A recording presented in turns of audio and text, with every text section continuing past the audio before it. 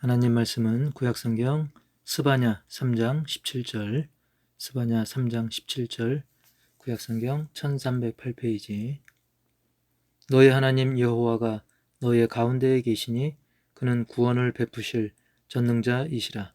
그가 너로 말미암아 기쁨을 이기지 못하시며 너를 잠잠히 사랑하시며 너로 말미암아 즐거이 부르며 기뻐하시리라 하리라. 아멘. 오늘은 어버이 주일을 맞아서 잠잠히 사랑이란 제목으로 말씀의 은혜를 함께 나누겠습니다. 제가 지난번 말씀드린 것처럼 오늘 같은 병실에 제가 입원해 있었던 85세 어르신 그 이야기를 하고자 합니다. 제가 그전에 82세이신 줄 알았는데 알고 보니까 85세셨더라고요. 굉장히 고령이신데 그분이 먼저 그 병실에 입원해 계셨고 제가 그 병실에 이제 나중에 입원을 하게 되는데 그분이 딱 보는 순간 저를 딱 목사로 알아봤더라는 얘기를 나중에 해주시더라고요. 굉장히 보시는 안목도 있으시고 이미지도 굉장히 반듯하십니다. 그리고 그분의 삶의 이야기를 좀 들어보니까 굉장히 빈틈없는 삶, 그리고 맺고 끊는 것도 확실한 삶을 사셨더라고요. 그러면서 제가 이제 전화번호도 좀 알고 훗날 뭐 전도를 위해서도 그렇고 여러 가지 이유로 전화번호도 알려달라고 했는데 이 나이에 무슨 괜한 인연을 만들고 싶지 않다라고 하시면서 같은 방 고3 학생조차도 알려줬던 그 전화번호조차 안 알려주셨던 그런 분이기도 합니다. 친근하면서도 은근히 다가가기 어려운 분이시기 때문에 제가 짬짬이 기도하면서 전도할 기회를 엿보고 있었는데 제가 아침에 기도할 때면 새벽이나 아침이나 기도할 때면 그분은 딱 정좌하고 앉아서 두 손을 모으고 불경을 또 외우시더라고요. 굉장히 이제 불교 신자신데요. 한편으로는 넉살도 좀 있으시기 때문에 저는 병동 간호사와 그 대화를 나누는 걸 보면서 그냥 뭐 농담 따먹기 편안한 이야기 하는 줄 알았더니 그 내용 중에 요즘 좀 마음이 불안하다라는 그런 이야기를 제가 캐치하게 됐습니다. 그래서 잠시 후에 공연 거실에서 TV를 보고 계시길래 제가 옆에 앉아서 대화를 나눴습니다. 바로 뭐 예수님 이야기를 하기 전에 우리 교회에 어르신 같은 좀 성품 좋으신 분이 있으면 좋겠다라고 이렇게 말문을 트면서 이제 여러 가지 이야기를 합니다. 어머니가 무당이었던 그 배영만 집사님의 스토리, 또 아버지가 주지 스님이었던 김준규 목사님, 그 목사님 이야기도 하고, 그리고 뭐 4대 성인 이야기도 했죠. 다 나름대로 훌륭하지만 나를 위해서, 우리를 위해서, 그리고 나 때문에, 우리 죄 때문에 죽으신 분은 오직 예수님만이 유일하시다.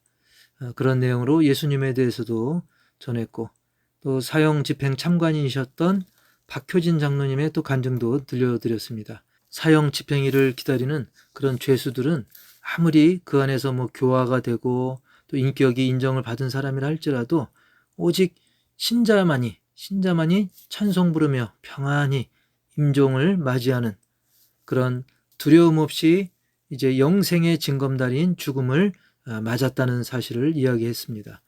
그렇게 가신 분들은 시신도 부드러워서 수습하기 좋았다는 이야기도 해드리고, 반면에 그렇지 못한 사람들은 아무리 평판이 좋고 감옥 안에서 뭐 도인으로 통했다 할지라도 그분들은 불안 속에, 공포 속에 죽음을 맞이하게 되고, 또 죽음 이후에도 시신도 뻣뻣해가지고 거의 뭐 시신을 꺾다시피 하지 않으면 수습하기 어려울 정도의 그런 이야기를 했습니다. 즉 그 이야기를 통해서 그 어르신도 불안함을 이기는 길은, 그리고 죽음 이후에 우리가 참 평안을 소망할 수 있는 길은 오직 예수님 한 길밖에 없다는 사실을 증거를 했습니다. 물론 그 자리에서 그분이 결신한 것은 아니지만 반드시 이 뿌린 씨앗은 헛되지 않고 또 하나님께서 성령으로 말미암아 열매를 거두게 하실 줄 분명히 믿습니다.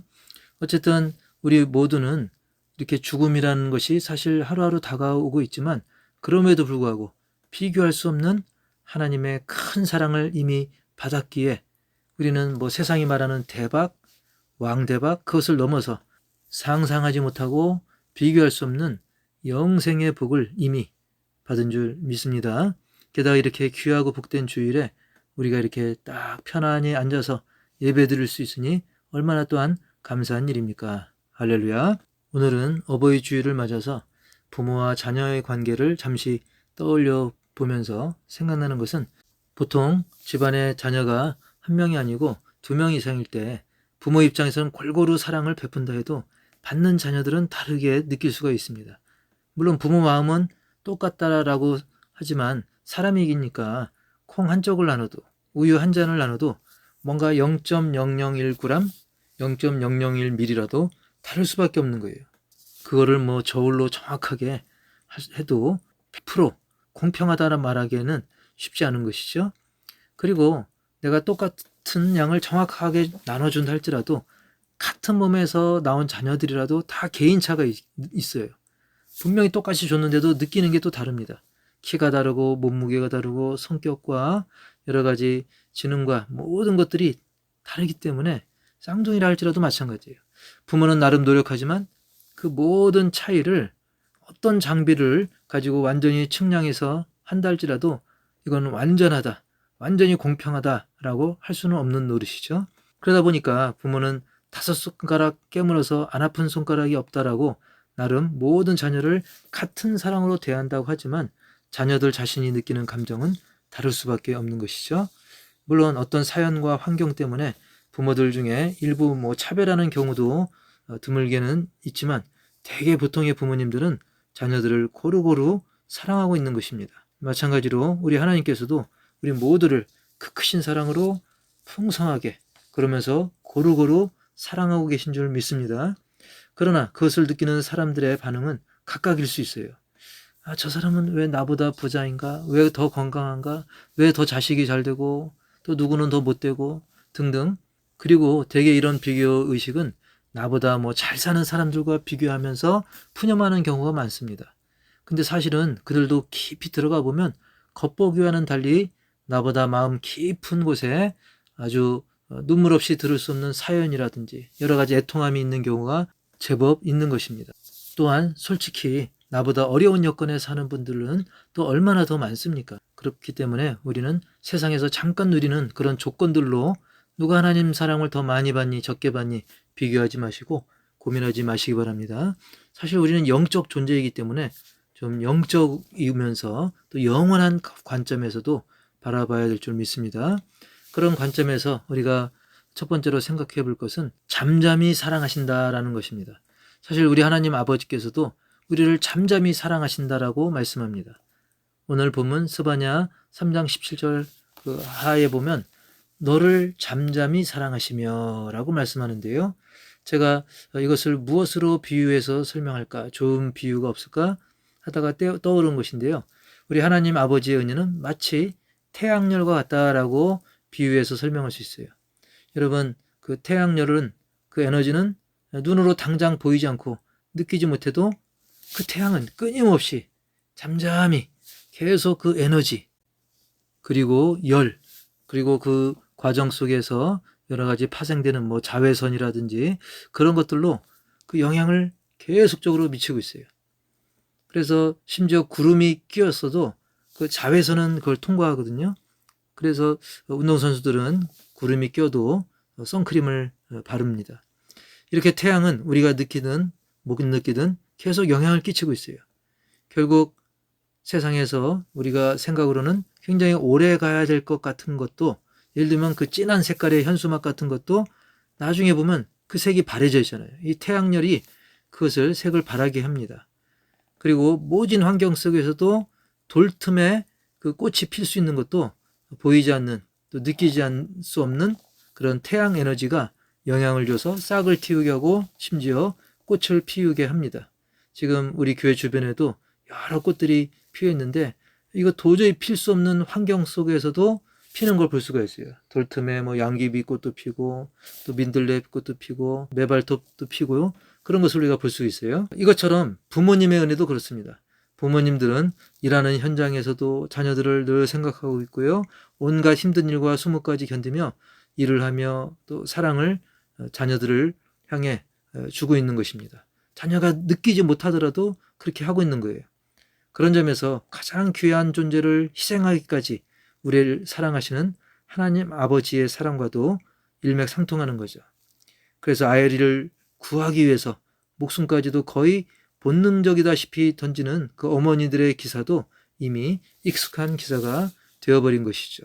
그리고 잠잠이라는 말의 성경 원어의 뜻을 찾아보니까 색이다, 갈다, 조용하다 그런 의미가 있더라고요.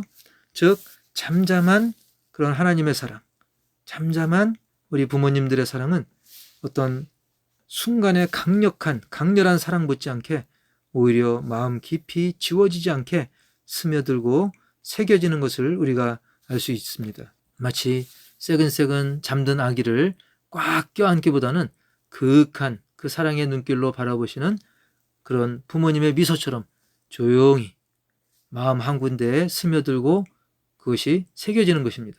무슨 뭐 폭풍우처럼 한방 크게 사랑하듯 하고 확 식어버리는 것이 아닌, 그게 바로 하나님의 사랑이고 우리 부모님들의 사랑이죠. 두 번째로는 즐거이 부르고 기뻐하신다라는 것이죠.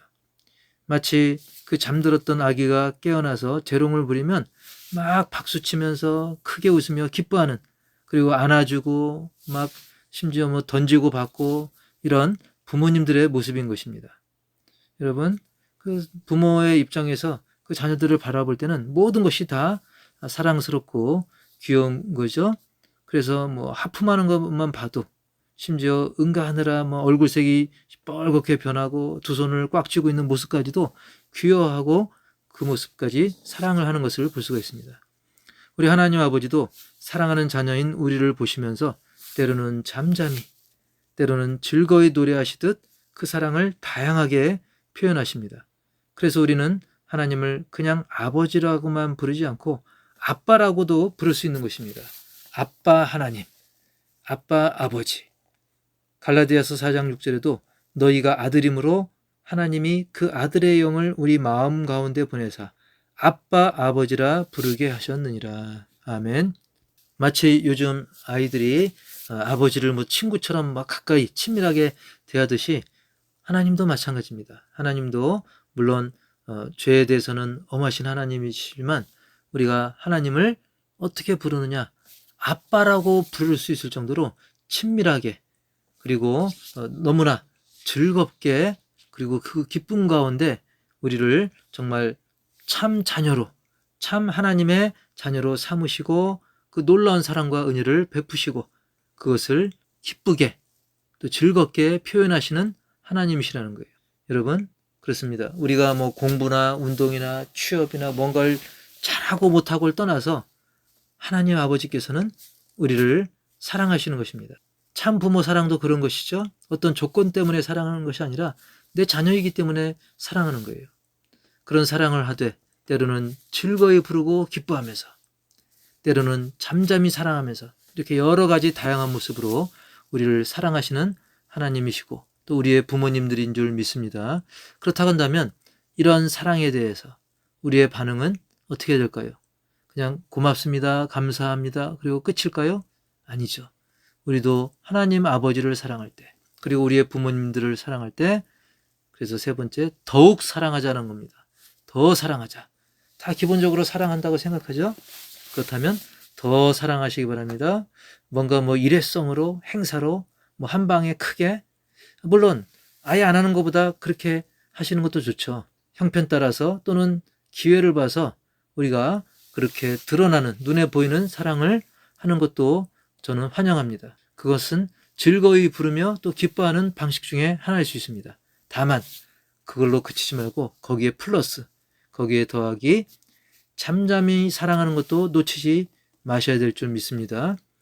1년 365일 부모님이 건강하나 아프시거나 심지어 뭐 치매 그리고 거동조차 어려워져서 정말 내가 부모님 때문에 너무 힘겨운 순간이 온다 할지라도 잠잠히 묵묵히 끝까지 사랑하시기 바랍니다. 제가 최근에 접하게 된 카톡 내용이 있는데요.